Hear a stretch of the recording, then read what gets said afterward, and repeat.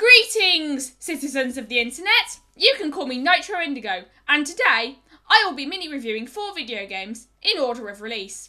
I won't be talking about every single aspect of them, just the parts I have something to say about. The dark fantasy atmosphere of The Legend of Spyro: A New Beginning is phenomenal, and I was genuinely invested in Spyro's character, but the hack and slash gameplay was so mindless, repetitive and basic that it left me wondering why this had to be a video game. I have nothing against games with cinematic stories, but A New Beginning's gameplay is just button mashing against the same few enemy types for a series of poorly lit corridors.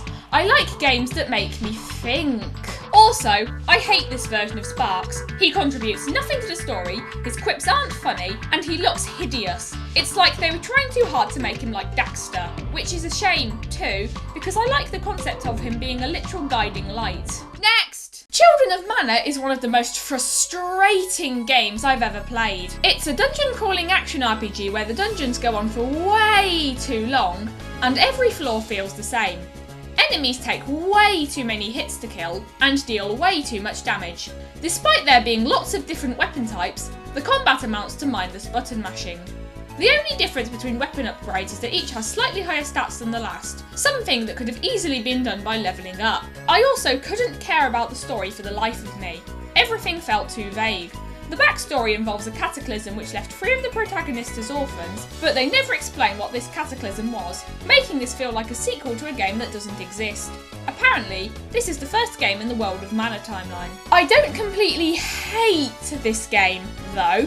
I was at least interested enough to try a second playthrough, and I liked discovering side quests I missed the first time around. It's also absolutely beautiful, especially considering its 2006 release, with highly detailed sprites and my second favourite soundtrack on the system. Which game has my first favourite soundtrack on the DS, you may ask?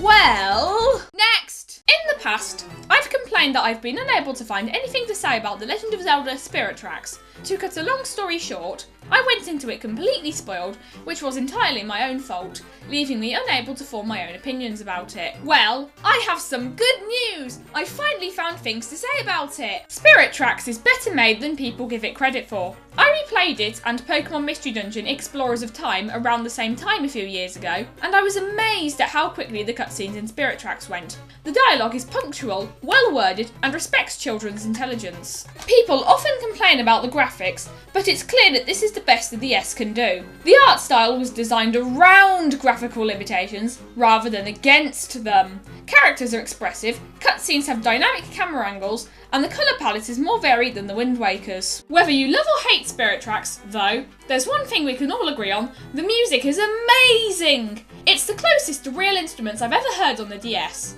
The emphasis on guitars and pan flutes give it a playful edge, but the music can also be sad or creepy when the situation calls for it. I have one big gripe with this game, concerning a minor detail in the story. Why is Link the only normal person who can see Zelda's spirit? This is literally never explained. It's not even acknowledged in Hyrule Historia. Also, this game's localization is weird. For some reason, it has 2 different English translations, and the biggest difference between them is that some of the names are different. Unfortunately, some of the British names are terrible. For example, there's a boss that's called Skeldritch in the American version, and Capbone in the British version. No other Zelda game does this. Next! Whenever Oasis was announced at E3 2016, people complained that it wasn't mother-free, but I was intrigued. When it was finally released in June 2017, it fell under the radar due to a lack of marketing and being overshadowed by the Nintendo Switch. For a while, I thought it came out in September. Incidentally, of all the games in this video, this is the only one I've played relatively recently. I don't even own A New Beginning or Children of Mana anymore. It's undeniably an action RPG, but it's more towards the action-adventure end of the spectrum, which I much prefer. I wouldn't mind playing a Zelda or Pokemon game in this style. I didn't realise that the protagonist could use 4 types of weapons until the end of the game, by which point I was too used to using swords to change. Also, maybe it's because I have an original 3DS, but I found it hard to aim crossbows. The visual design is absolutely gorgeous. The ruins-filled Egyptian desert is contrasted against the titular oasis, where everything is made of curly-whirly plants. There's also a water palace, which is one of my favourite aesthetics. If there's one aspect of Ever Oasis I particularly dislike, it's the story. While I was definitely more invested in it than Children of Mana, it's some cliched trite about collecting the 3 mystical doodads to rid the world of darkness. The backstory is far more interesting and could warrant its own game.